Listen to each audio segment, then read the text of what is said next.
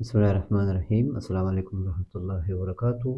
په دې ویډیو کې زه تاسو ته د یو څو خوبونو تعبیر کوم. اول خوب دا وایي مور مې وفات شوې ده، په ښایسته شکل کې ناستې زموږ کور کې. دا اول خوب ده. دویم خوب دا وایي خوب کې زه قبرستان کې یم، 2 قبرونه وي، سر مې په قبر باندې لګولی وي، خوب را باندې راشي، د خوب حالت دی. دریم خوب دا وایي زنانو سره روانه یم، ناڅاپه په هوا شم. څلورم خوب دا وایي د سپي بچی وي، زموږ د کور هغه پټۍ چې موږ ترکاري کرو په هغه کې غاپې وایي، څوک نه پرېږدي. پنځم خوب دا وایي زما خور خوب لیدلی وایي واده یې وي خو نکریزې سم رنګ نه درلود. شپږم خوب دا وایي نیکه مې 2 کاله مخکې وفات شوی دی، خوب کې راغلی وي په خړو جامو کې. اووم خوب دا وایي کچالو مو کرلي وي بیا یې وباسو وایي ډېر وي. او اتم خوب دا وایي په ښه محل کې مې نوې وظیفه پیدا کړې وي.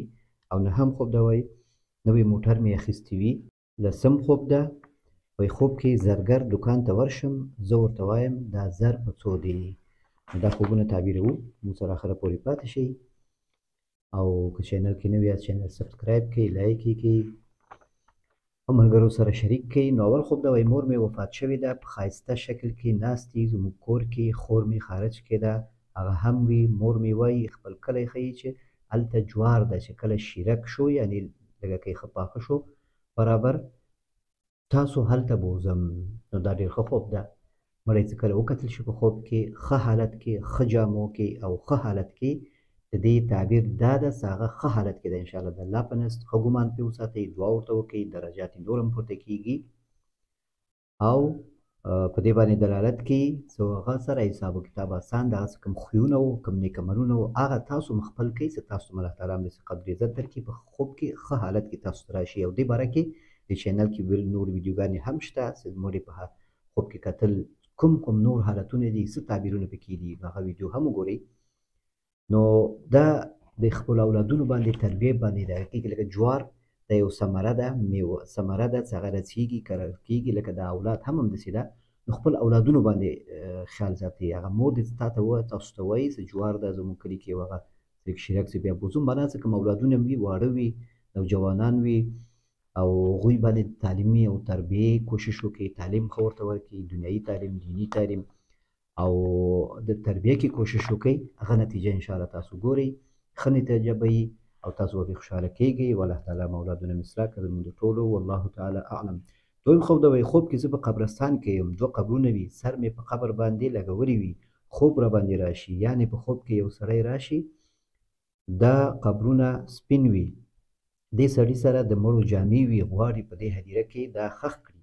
وړوکی ماشوم وي، وایي زه داسې خوب حالت کې یم، هماغلته سر مې ایښي خو دوی ګورم، دا دوی خبرې اورمه.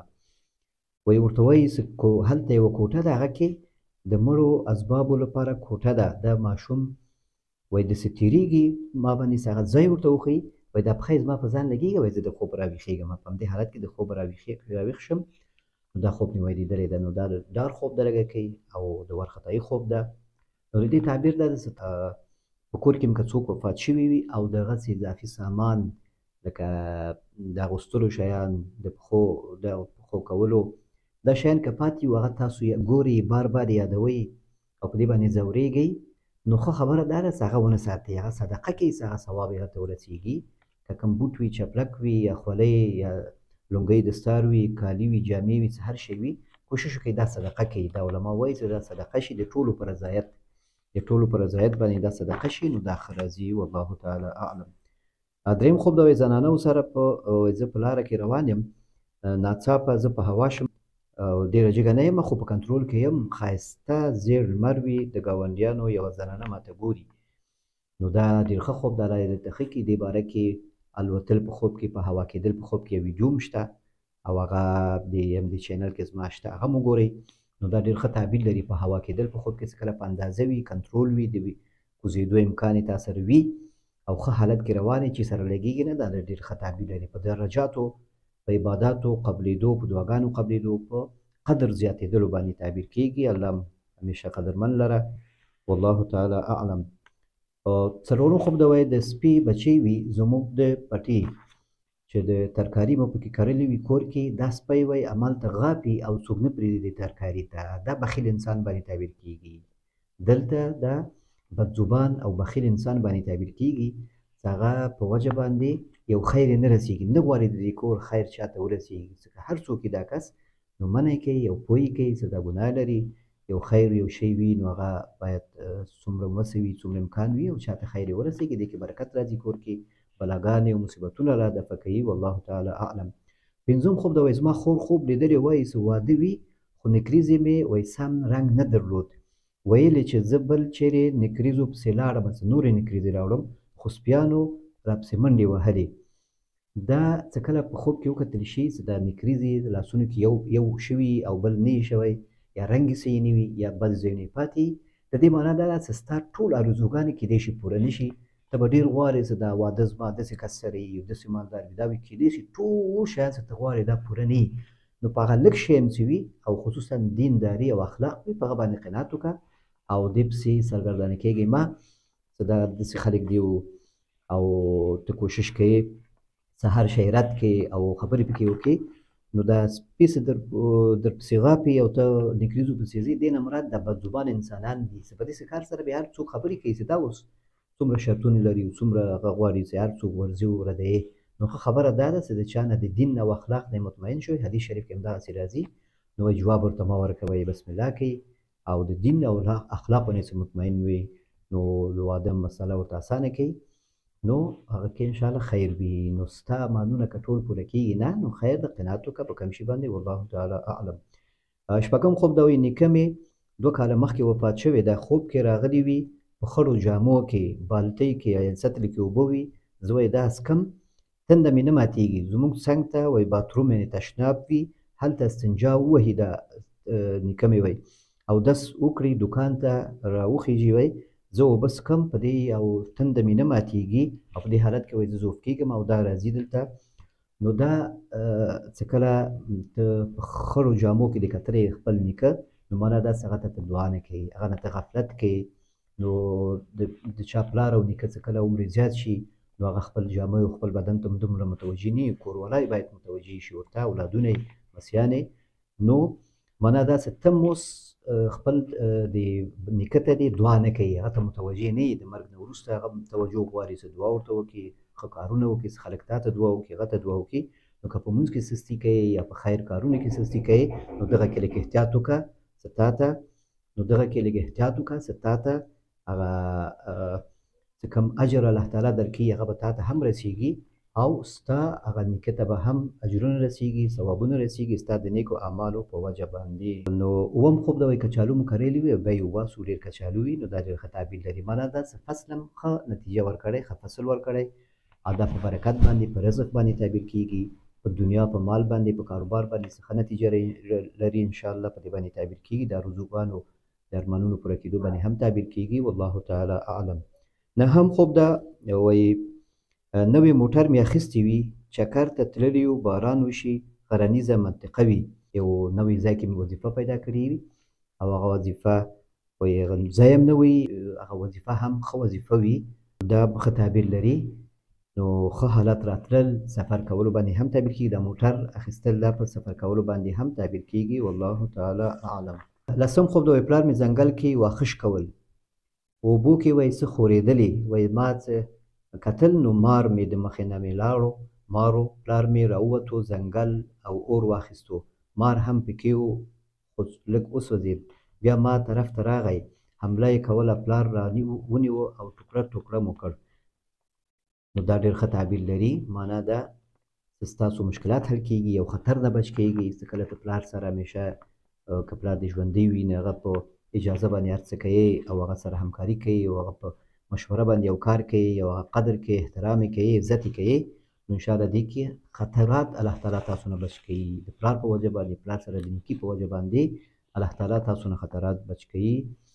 او بیا چې په دې دویمه حصه د خوب کې چېرته ځي خلک ناست دي او ذکر کوي او ته هغو سره کښېنې او غواړې ووایې چې زه هم غواړم د مطمئن زړه والله خوشحالول، دا هم ښه تعبیر لري، معنا داسې نیک خلکو سره کښېنې او ته همیشه کوشش کوې چې نیک خلکو سره واوسېږي. والله تعالی اعلم. 11 خوب دا وایي زوی مې 10 کاله مخکې وفات شوی ده، وایي اکا مې خوب کې لیدلی ده چې ویلې زه په عذاب یم قبر کې ما وکاږئ، وایي په دا خوب کې اکا مې وایي چې بیا موږ دی ښیي چې تاسو دا موږ ټول راولګېدو او دا قبر هم د ماشوم څخه راوکاږل او وویسته، وایي بیا وایي موږ چې ګورو وایي د دې سر لږ خراب شوی وي د 1 درهم په اندازه باندې دا پوستکی وایي خراب شوی و او بیا وروسته وایي بېرته هم زړه نه کېده چې دا ماشوم بېرته ښخ کړو. نو دا قبر ویستل په خوب کې قبر بېرته خلاصول دا ښه تعبیر نه لري. معنا داسې تاسو د خلکو عیبونه څوک هم شته کورنۍ کې چې د خلکو عیبونه تاسو لټوئ او د مړو عیبونه او هغه بدیانې بیانول، نو دا په دې باندې تعبیر کیږي او دا ښه تعبیر نه لري. والله تعالی اعلم. 12م خوب دا وایي خوب کې زه مړ کېږم، خلک راته قبر جوړ کړي وي، داسې غار وي غټ، وایي بیا راجګ شم قبر کې مې وایي بیا وایي راجګ شم قبر کې مې وایي غارونه وي، بد ځایونه وي، قبر کې ګرځم ډارېږم چې دا څومره وحشتناک قبر ده، قبر کې ګرځم وایي ډارېږم چې دا څومره وحشتناک قبر ده. بیا قبر غوندې ځایونه دي په دې کې خلک وایي راپې حاجت کوي، زه ورشم څوک ډوډۍ راوړي، قبر رقم ځای وي ډوډۍ ونه خورمه زه لاړ شم وایي د تره زوی واده وي هلته ټول خفه وي ما نه د ټولو بد راځي، هېڅ چا ما ته په ښه نظر نه کتل او بیا هلته اوبه روانې وي، روان شم هلته اوبه روانې سپینې او شنه او زه غواړم سودا وکړم. یو سړی وایي چې چېرته ځې او دا څه ته مې نه پرېږدي یا دا څه مې نه پرېږدي. نو معنا ده څه تا ته کیدای شي وسواس هم پیدا شوي، وسواس هم لرې، تا باندې لږ شیطان مسلط شوی ده او تا داسې زړه دې تور کړی د مونځ او د اودس او پاکي او صفایي نه او ځان په اودس هم همیشه نه ساتي، همیشه ته پرتوګ دې خصوصا هغه کېږي بې اودسه کېږي او هغه نجس کېږي تا نه، ځکه ډېر به ګرځې ډېر هر شی ګورې. نو په دې وجه باندې تا ته څه کم تکلیف پیدا شوی دی، وسواس هم درته پیدا شوی ده، نو دغه نه د قبر عذاب هم پیدا کېږي. دا ستا خوب څه دا په قبر عذاب باندې تعبیر کېږي. نو حدیث شریف کې راځي د قبر عذاب د 2 شیانو نه انسان ته رسېږي، مسلمان ته چې یو نمامت ده د خلکو خبرې یو بل ته وړل او بل دا د متیازو مرداري نه مردارو خلکو مردارو ځایونو نه مردارو جامو مردارو کارونو نه ځان ساتل. په دې وجه باندې نو که دا شیان تا کې وي نو توبه وباسه. نو په دې اخر کې څه ته د اودس اراده لري، معنا داسې ته د زړه نه غواړې دا شیان منع کړي، دا شیان پرېږدي، توبه وباسي، څوک درته وایي یا خپله ځان ملامتوي خو ته نشي کولی دا کار، توبه هم ورسره نشي، دا کارونه هم نشي پرېښودی. ولې؟ ځکه ته ښه خلکو سره نه ګرځې، کله ستا ملاقات او ستا کېناستل د ښه خلکو سره شروع شي انشاءالله نور مشکلات ستا حل کېږي. والله تعالی اعلم. 13م خوب د وایي خوب کې زرګر دکان ته ورشم، زه ورته وایم دا زر په څو دی راته راواخلي، چاته انتظار کوم یو شی راته راوړي. دا هم ښه تعبیر ده چې کله د سره زر ته اخلي ګوري یا اخدا کوي نو دا په رزق روزي برکت او د مجرد لپاره په واده باندې هم تعبیر کېږي. والله تعالی اعلم. نو نن خوبونه هم دومره و، الله تعالی دې وکړي چې تاسو خپل خوبونه واورئ، خوبونه واورئ د ماته اطمینان راکړي.